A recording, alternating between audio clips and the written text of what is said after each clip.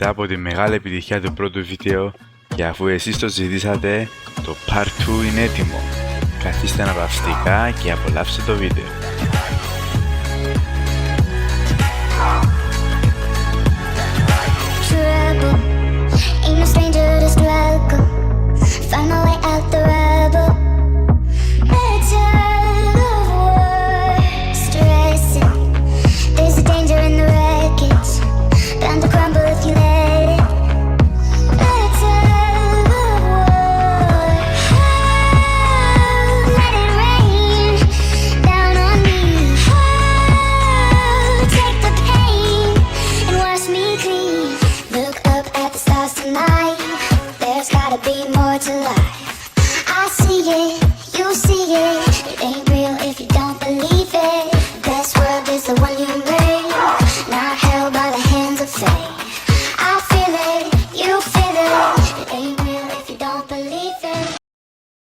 Ηχογραφώ τώρα.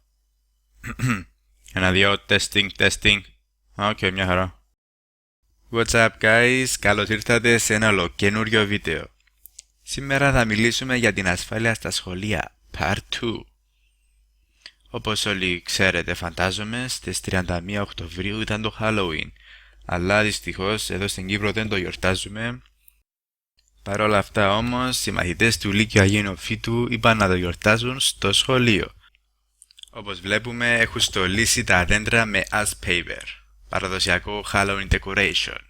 Αλλά όπως φαίνεται δεν βρέθηκε κανένας να τα μαζέψει. Whatever, πάμε σε κάτι πιο πρόσφατο. Δεν θα το πιστέψετε. Σαν κάναμε μάθημα, πάλι στην αίθουσα 202 υπήρχαν κάτι εξωσχολικοί που ενοχλούσαν την ώρα του μαθήματος και η καθηγήτρια αποφάσισε να κλειδώσει την πόρτα για να μην μπαινοβγαίνουν.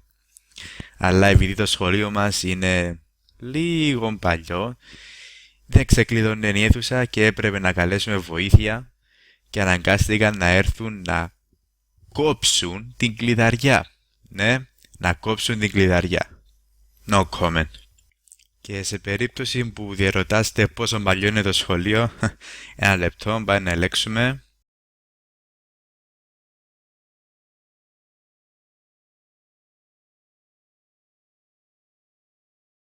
Ναι, από το 1896. Σας ευχαριστώ που παρακολουθήσατε και επίσης σήμερα είναι μια πολύ special μέρα γιατί έχει γενέθλια μια πολύ καλή μου φίλη, η οποία τυχάνει να είναι και YouTuber. Θα αφήσω το link του καναλιού της κάτω στο description και βεβαιωθείτε να της κάνετε subscribe. Peace.